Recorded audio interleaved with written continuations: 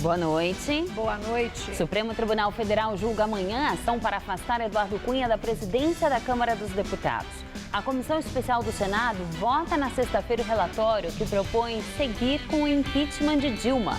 Procurador-Geral da República pede mais uma investigação contra Aécio Neves e, desta vez, inclui o prefeito do Rio, Eduardo Paes, do PMDB.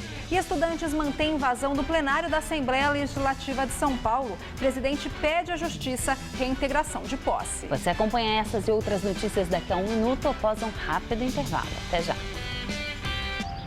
Eu cresci dentro de uma favela, estudei minha vida inteira em escola pública, sou filha de doméstica, meu pai é eletricista e sou a primeira pessoa na família a fazer faculdade. A Alessandra é uma das milhares de pessoas que tiveram suas vidas transformadas pelas políticas do governo federal. E o programa Mais Médicos está aumentando as oportunidades para jovens brasileiros se formarem em medicina e levar mais atendimento de saúde à população. O Brasil não vai parar. Qual Casper você é? Eu sou jornalismo. Eu sou relações públicas. Eu sou publicidade e propaganda. Eu sou rádio, TV e internet. A minha Casper é comunicação. Aqui tem teoria, prática, oportunidades de estágio e a melhor localização. Essa é a minha Casper. Essa é a nossa Casper.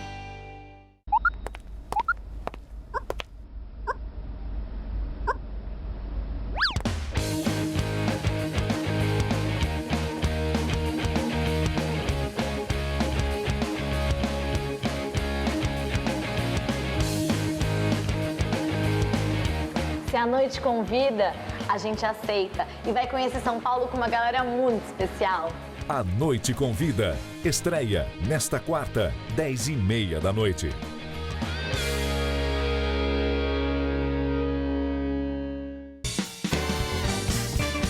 Oferecimento Faculdade Casper Libero, formando os melhores profissionais da comunicação.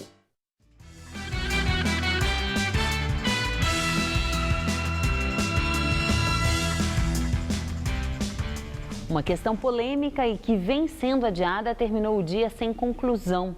Isso porque não houve quórum na Câmara Municipal para a votação do projeto de lei que regulamenta o Uber. Antes dessa decisão, os taxistas tomaram as ruas da cidade em diversos protestos, prejudicando motoristas, passageiros do transporte público e até o acesso ao aeroporto de Congonhas.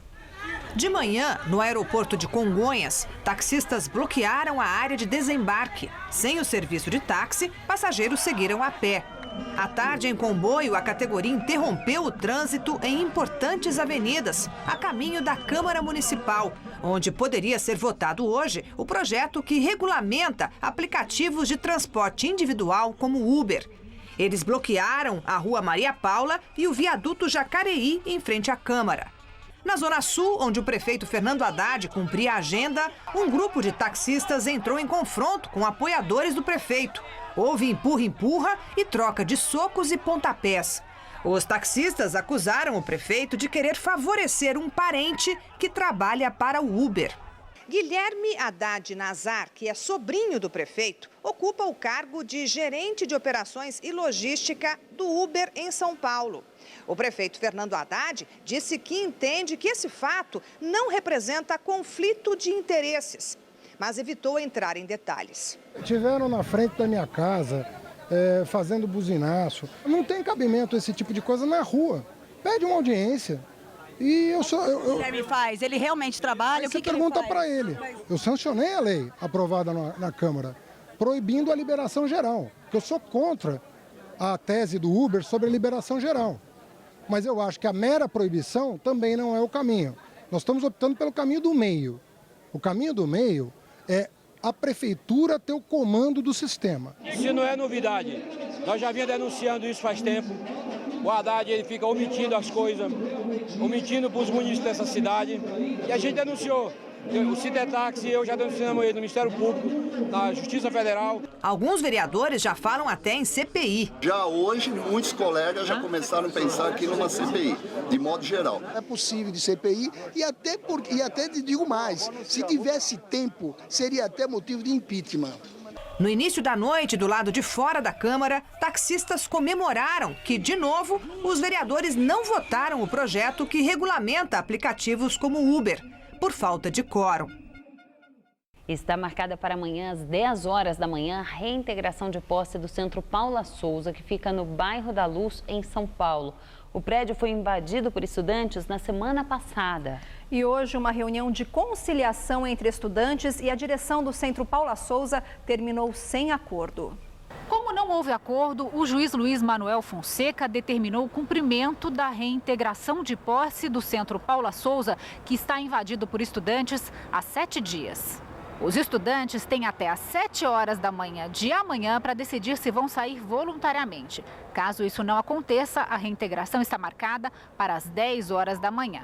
O juiz também determinou que é obrigatória a presença de um oficial de justiça, também de um representante do Conselho Tutelar. Está proibido o uso de arma de fogo letal ou não letal pela Polícia Militar. E também o juiz pede a presença do secretário de Segurança Pública, Alexandre de Moraes. Caso o secretário não possa comparecer às 10 horas da manhã, a reintegração pode acontecer às 2 da tarde. Mas se ele não comparecer às 2 da tarde, a reintegração será suspensa. Na saída dessa reunião, os estudantes não quiseram gravar entrevistas. Eles gritaram palavras de ordem, dizendo que o movimento pela merenda nas escolas técnicas estaduais vai continuar. E estudantes também decidiram permanecer no plenário da Assembleia Legislativa de São Paulo. São cerca de 70 manifestantes. A presidência da casa entrou com um pedido de reintegração de posse e aguarda a decisão da Justiça. Quem passou a noite no plenário da Assembleia não tinha autorização para sair. As medidas que nós estamos tomando de fechar o prédio é para evitar rodízio de manifestantes. Está faltando merenda nas escolas. E tem uma denúncia desse tamanho, a Assembleia Legislativa não se pronuncia, é um absurdo. Os estudantes do ensino médio invadiram a Assembleia no fim da tarde de ontem. O deputado petista João Paulo Rilo, líder estudantil na juventude, estava com os manifestantes.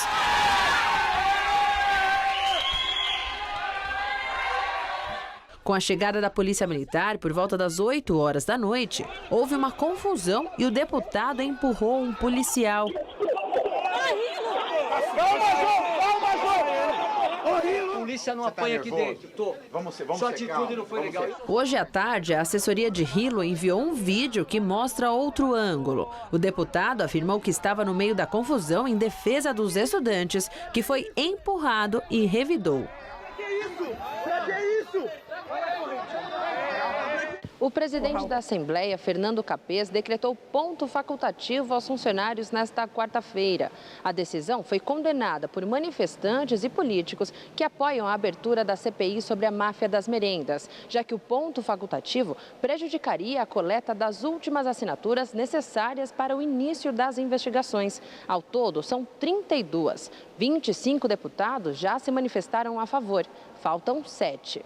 A máfia das merendas é investigada pela Polícia Paulista na Operação Alba Branca, iniciada em janeiro, e tem o deputado Fernando Capês como um dos suspeitos de participar do esquema de superfaturamento e propina.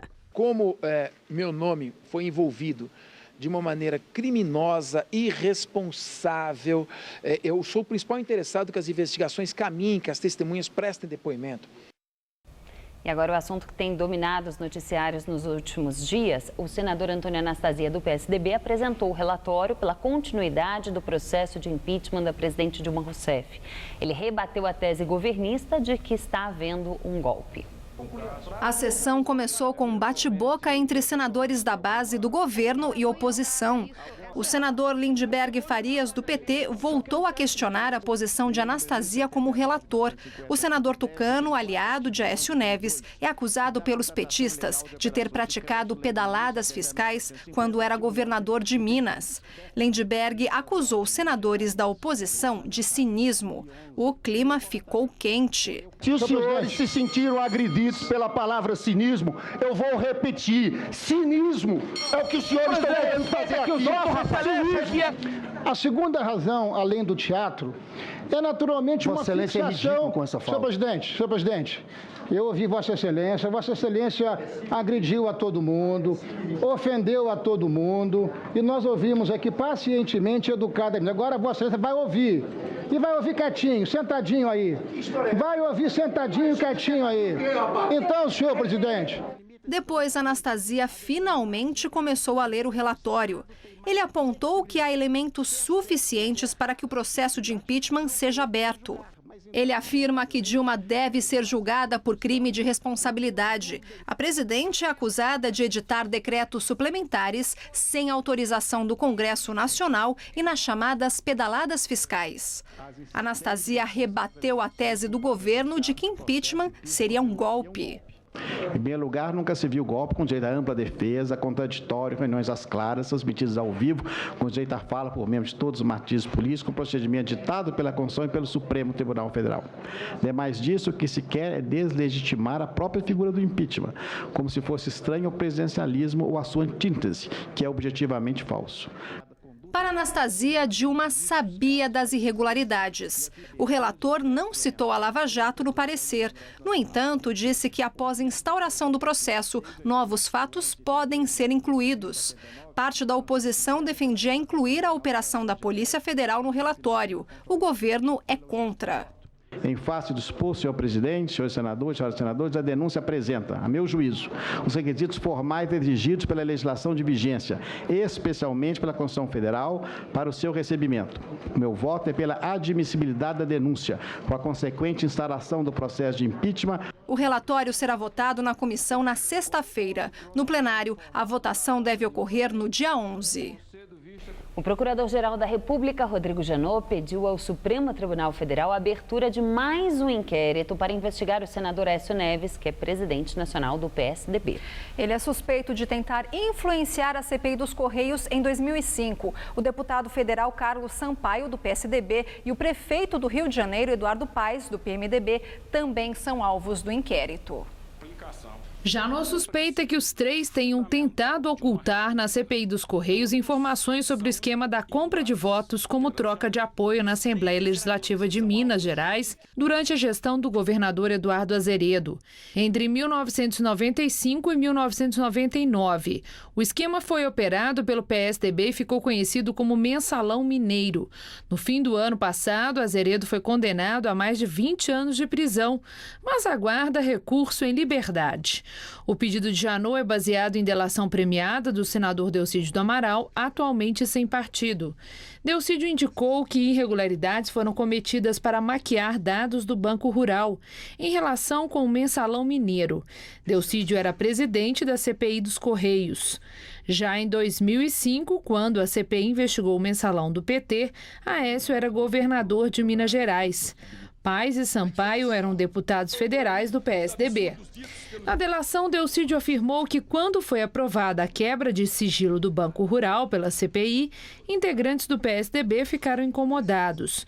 Segundo ele, Aécio enviou pedido por meio de Eduardo Paes, subrelator da CPI, para prorrogar prazos de entrega das quebras de sigilo. Com isso, os dados do banco teriam sido maquiados.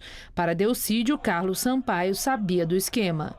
Anteontem, Janot pediu autorização ao Supremo para investigar Aécio por suspeita de receber propina no esquema de corrupção na hidrelétrica de Furnas, em Minas Gerais. A decisão sobre a abertura dos inquéritos depende do ministro Teori Zavascki, relator dos processos da Operação Lava Jato no Supremo. Aécio Neves afirmou que considera absolutamente natural e necessário que as investigações sejam feitas e que a apuração irá demonstrar a sua correção na conduta. Eduardo Paes disse que está à disposição da Justiça para prestar esclarecimentos. Carlos Sampaio afirmou que o pedido de investigação é um procedimento corriqueiro e que ele não foi acusado de nenhuma ilegalidade. Pastor licenciado da Igreja Universal do Reino de Deus, cotado para o Ministério de Ciência e Tecnologia no eventual governo de Michel Temer, afirma que nunca misturou religião com política. O deputado federal Marcos Pereira é presidente do PRB, que conta com uma bancada de maioria evangélica. Segundo ele, em sua monografia para a conclusão do curso de Direito em 2005, defendeu o direito ao aborto para fetos anencéfalos. Michel Temer teria oferecido o Ministério de Ciência e Tecnologia ao PRB no lugar da Agricultura, que o partido queria, mas que deve ficar com o PP. E agora o comentário de Josias de Souza, direto de Brasília. À medida que se aproxima o provável afastamento de Dilma Rousseff, que deve ocorrer dentro de uma semana, pioram as perspectivas em relação ao ministério de Michel Temer. Foi para o beleléu a promessa de reduzir o número de ministérios. Dizia-se que Temer poderia nomear 20 ministros. Bobagem. O número de ministros será próximo de 30, muito parecido com o que é hoje. Perdeu-se o bom senso. Pessoas investigadas na Operação Lava Jato vão virar ministros, como Romero Jucá no planejamento. Perderam-se as noções mínimas de eficiência. A estratégica pasta da Ciência e Tecnologia será entregue a um pastor criacionista do PRB, o Partido da Igreja Universal. Haverá também no primeiro escalão de Michel Temer uma crise esperando para acontecer. O ministro da Fazenda será Henrique Meirelles. Preterido, José Serra vai para um Itamaraty vitaminado com a área do comércio exterior. Nessa área, Meirelles defende a abertura de mercado. Serra é protecionista. Meirelles tem uma ideia de política cambial. Serra tem outra completamente diferente. Meirelles quer a autonomia do Banco Central. Serra acha que isso é uma tolice. O problema não é nem que os ministros se desentendam. A questão é que eles mal se falam. Boa noite. O Supremo Tribunal Federal vai julgar amanhã a ação que pede o afastamento do deputado federal Eduardo Cunha, do PMDB, da presidência da Câmara. A Rede Sustentabilidade, o PSB e o PSOL entraram com mandado de segurança para impedir que Cunha possa ocupar a presidência da República. Atualmente, ele é o segundo na linha sucessória. O argumento dos partidos é que Cunha já se tornou réu em uma ação penal da Operação Lava Jato. Se a presidente Dilma Rousseff for afastada no processo de impeachment, o vice-presidente Michel Temer assume a presidência. Com isso, Eduardo Cunha passaria a ser o primeiro na linha de sucessão. A Justiça Federal condenou 9 acusados no esquema de corrupção para a edição de medidas provisórias em benefício do setor automotivo nos governos Lula e Dilma. Entre os condenados estão os principais lobistas do esquema, Mauro Marcondes e José Ricardo da Silva. O empresário Mauro Marcondes recebeu pena de 11 anos e 8 meses de prisão por associação criminosa, corrupção ativa e lavagem de dinheiro. Sua empresa de consultoria foi contratada para conseguir a edição das medidas provisórias, que são atos do presidente da República com força imediata de lei, submetidos ao Congresso Nacional. Nesse caso, as MPs prorrogaram incentivos fiscais a indústrias automotivas instaladas no Norte, Nordeste e Centro-Oeste. Marcondes também pagou 2,5 milhões a uma empresa de Luiz Cláudio Lula da Silva, filho do ex-presidente. Esse caso, contudo, continua sendo investigado. Lula e o filho negam qualquer envolvimento em corrupção. O advogado José Ricardo da Silva, acusado de formar um consórcio com Marcondes para viabilizar as MPs, foi condenado a 11 anos de prisão. Além de associação criminosa, lavagem de dinheiro e corrupção ativa, ele recebeu pena por extorsão. Alexandre Paes dos Santos, um dos principais lobistas de Brasília, foi condenado a 9 anos e 2 meses por associação criminosa, corrupção ativa e extorsão. O ex-diretor de comunicação do Senado, Fernando César Mesquita, foi condenado a 4 anos e 4 meses de reclusão, acusado de receber recursos para operar em favor da aprovação das MPs no Congresso. A decisão da Justiça é de primeira instância e cabe recurso em todos os casos. E depois de evento no Palácio do Planalto, a presidente Dilma Rousseff contestou as denúncias contra ela feitas pelo senador Delcídio do Amaral em delação premiada. Com base nessas informações, o Procurador-Geral da República, Rodrigo Janot, pediu ontem ao Supremo Tribunal Federal autorização para investigar Dilma. No pedido de abertura de inquérito, Janot menciona a nomeação do ministro Marcelo Navarro Ribeiro Dantas para o Superior Tribunal de Justiça no ano passado e também a nomeação do ex-presidente Lula para ministro da Casa Civil este ano. Segundo Delcídio, Marcelo Navarro foi nomeado para conceder liberdade aos empreiteiros presos na Operação Lava Jato. Navarro nega. Depois do lançamento do Plano Agrícola e Pecuário de 2016 e 2017, Dilma falou com a imprensa. As denúncias feitas pelo senador Delcídio do Amaral, elas são absolutamente levianas e, sobretudo, mentirosas, conforme já reiterei sistematicamente desde que elas apareceram. Aliás, o senador Delcídio tem a prática de mentir. E isso ficou claro ao longo de toda essa questão relativa à sua prisão a partir das gravações. E acho que a credibilidade do senador é bastante precária. Acredito que é necessário investigar da onde surgem essas afirmações do senador e comprovar.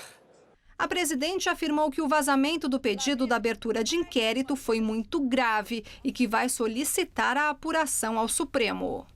Um vazamento de algo que tudo indica estava sob sigilo, que estranhamente vaza às vésperas do julgamento no Senado. Aqueles que vazaram têm interesses escusos e inconfessáveis.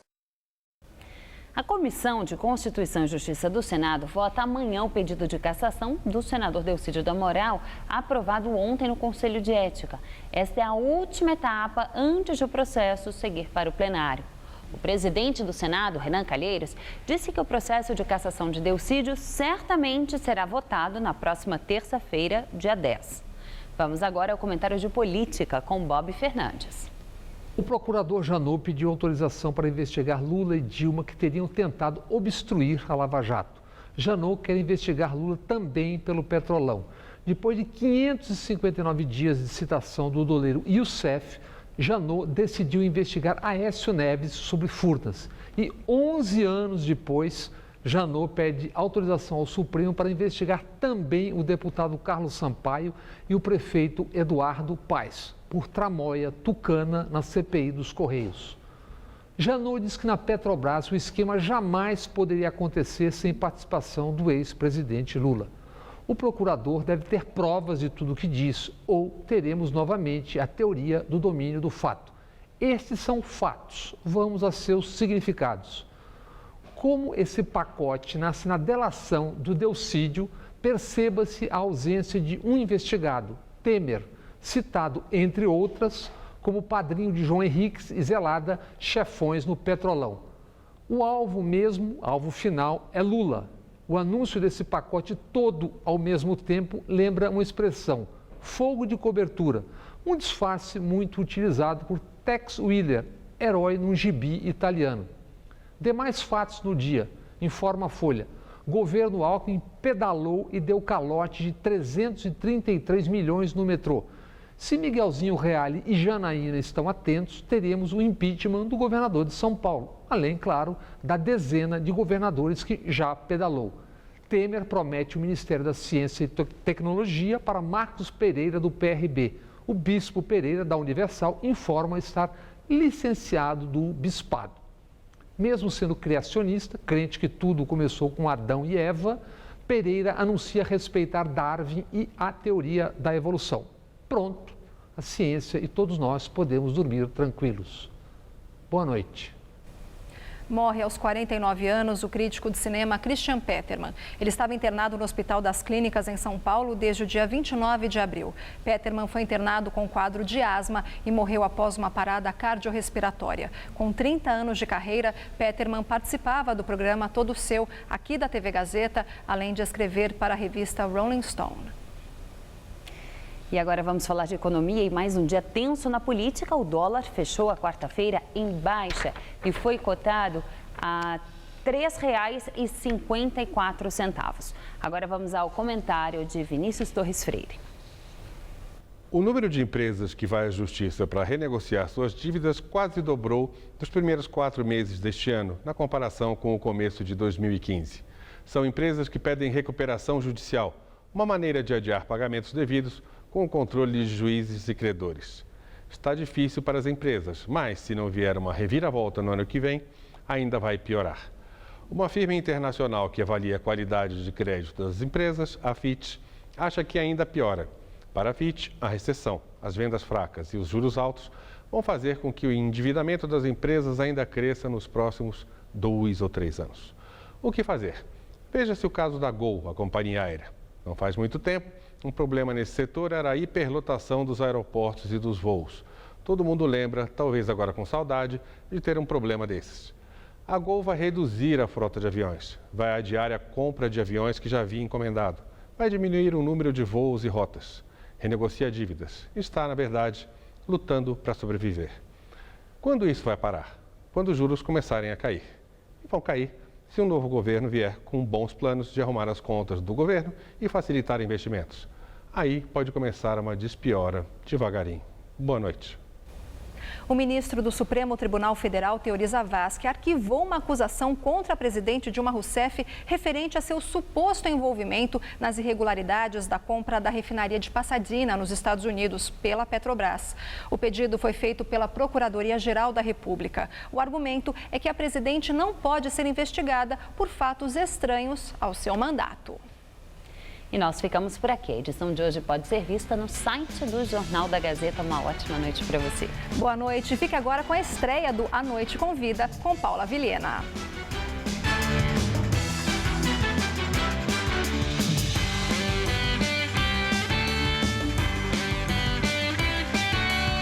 Zé Armando Vanucci te deixa por dentro dos bastidores da TV no Todo Seu. Daqui a pouco, 11 da noite. Assista agora a estreia de A Noite Convida.